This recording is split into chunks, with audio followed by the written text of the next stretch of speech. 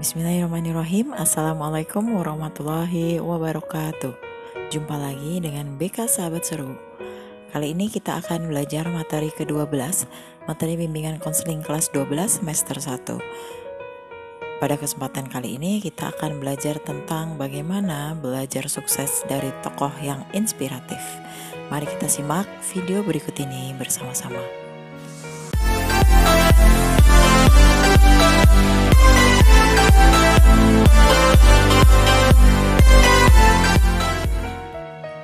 Sudah merupakan suatu keharusan dan sudah merupakan suatu kodrat bahwa setiap manusia akan dihadapkan pada kenyataan untuk hidup berdiri sendiri.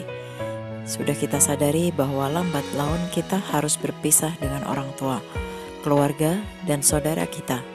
Pada suatu saat pasti akan kita temui adanya perpisahan, baik perpisahan hidup maupun salah satu pihak meninggal. Kita tidak boleh takut atau cemas dalam menghadapi peristiwa tersebut. Hidup harus diisi dengan cita-cita. Tujuan hidup harus kita rancang dan rencanakan dari sekarang. Setiap manusia pasti mempunyai keinginan, antara lain yang pertama keinginan akan kecukupan, kemudian yang kedua keinginan mendapatkan kasih sayang, yang ketiga keinginan untuk mendapatkan kehormatan dan kebanggaan, keempat keinginan mendapatkan ketentraman dan kesejahteraan, kemudian yang kelima keinginan mendapatkan kebebasan, dan yang keenam keinginan untuk maju dan memiliki kecerdasan. Nah, macam-macam keinginan di atas merupakan sebagian dari keinginan manusia. Masih banyak yang belum disebutkan. Kesemua dari keinginan tersebut adalah suatu yang dapat disebut kebahagiaan atau keseimbangan antara keinginan materi dan rohani yang terus meningkat dan berkembang. Keinginan tersebut dapat pula bersifat duniawi dan akhirat. Pandangan jauh ke depan perlu kita kembangkan. Kita harus punya rencana-rencana ke depan dan harus lebih maju baik dalam materi maupun rohaniah dan budi pekerti. Kemajuan suatu bangsa terus dimulai dari kemajuan diri kita.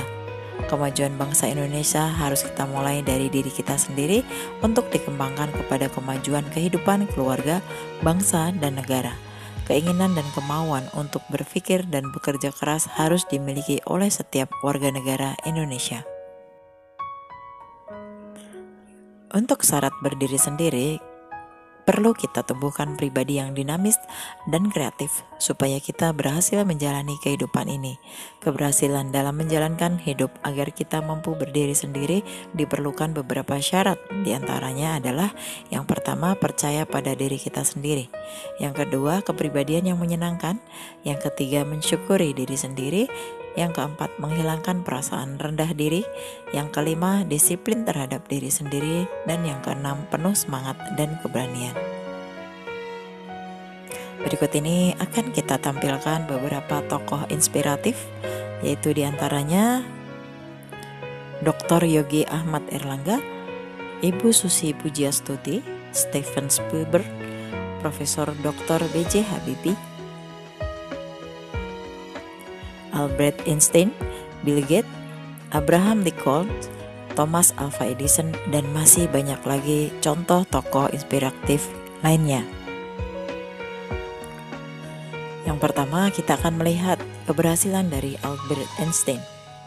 Einstein terkenal sebagai ilmuwan sekaligus penemu multitalenta. Namun ternyata pada masa kecilnya tokoh ini dilalui di atas jalan terjal. Ia baru bisa berbicara pada umur 4 tahun, membaca saat berusia 7 tahun, dan pernah dikira cacat mental. Namun kerja kerasnya di bidang fisika diganjar hadiah Nobel. Jadi, keterlambatan dalam proses kerja bukanlah hambatan bila kita mau berupaya memperbaikinya. Gurunya menggambarkan Einstein kecil sebagai anak yang memiliki mental rendah, antisosial, dan terobsesi dengan mimpi-mimpi konyolnya. Ketika dewasa, Einstein ditolak masuk ke Zurich Polytechnic School. Bahkan ketika ia memasuki the University of Bern, disertasi PhD-nya tidak diterima karena dianggap tidak relevan. Namun dari mimpi-mimpi yang oleh kebanyakan orang tak masuk akal itu, Einstein menciptakan sejumlah penemuan yang menjadi dasar ilmu pengetahuan. Tokoh inspiratif yang kedua yaitu Bill Gates. Bill Gates tidak tiba-tiba menjadi orang terkaya di dunia. Dia pernah merasakan pahitnya kegagalan untuk menjadi orang sukses seperti sekarang ini. Microsoft, perusahaannya berkali-kali gagal. Namun, dia berprinsip kegagalan penting untuk dipelajari, bukan ditutupi. Hasilnya, dia jadi langganan orang terkaya di dunia versi Forbes tiap tahun. Tokoh inspiratif yang ketiga yaitu Susi Pujiastuti. Ibu menteri yang satu ini terkenal karena gaya asal namun tegas. Siapa sangka dia hanya bermodal ijazah SMP untuk menjadi menteri. Susi pernah drop out waktu duduk di bangku SMA. Dia memilih jadi pebisnis, namun bisnisnya pun tak selalu berjalan mulus. Ketangguhan dan kemauan untuk belajar dari manapun melatar belakangi kesuksesan seorang Pujiastuti. Tokoh inspiratif yang keempat yaitu Thomas Alva Edison. Thomas Alva Edison adalah orang yang memiliki mental dan ketekunan tinggi yang berhasil dalam ilmu fisika, kimia, matematika, elektro, misalnya tentang bola lampu. Thomas Alva Edison sendiri sebenarnya kurang atau tidak mempunyai pengetahuan dalam bidang tersebut. Tokoh inspiratif yang kelima yaitu Profesor Dr. B.J. Habibie. Prestasi keilmuan Habibie mendapatkan pengakuan di dunia internasional. Ia menjadi anggota kehormatan berbagai lembaga di bidang dirgantara.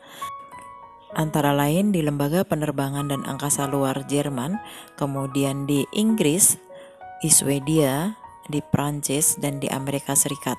Sedangkan dalam bentuk penghargaan, Habibie menerima Award von Karman tahun 1992 yang di bidang kedirgantaraan boleh dibilang gengsinya hampir setara dengan hadiah Nobel.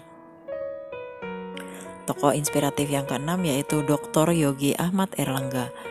Beliau adalah penemu rumus matematika tentang persamaan Helmholtz guna pencarian sumber minyak bumi. Yogi Ahmad Erlangga seorang ilmuwan muda Indonesia meraih gelar doktor dari Universitas Teknologi Delft, Belanda pada usia yang terbilang muda yaitu 31 tahun. Dia sangat mencintai matematika. Di negeri kincir angin itu, dia dinobatkan sebagai doktor matematika terapan dan matematika itulah yang melambungkan Yogi Erlangga ke perusahaan minyak raksasa dunia. Rumus matematika yang dikembangkannya membuat ribuan insinyur minyak bisa bekerja cepat dan akurasinya tinggi.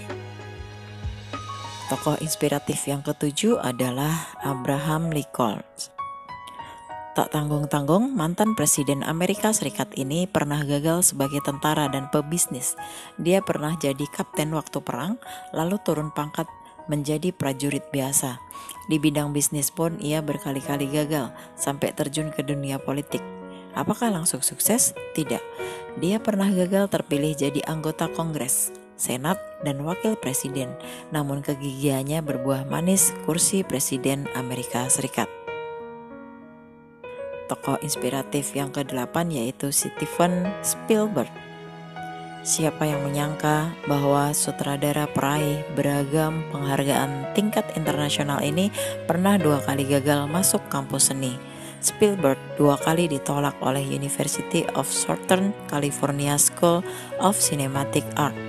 Walau begitu, penolakan itu tidak menghalanginya untuk berkiprah di dunia perfilman.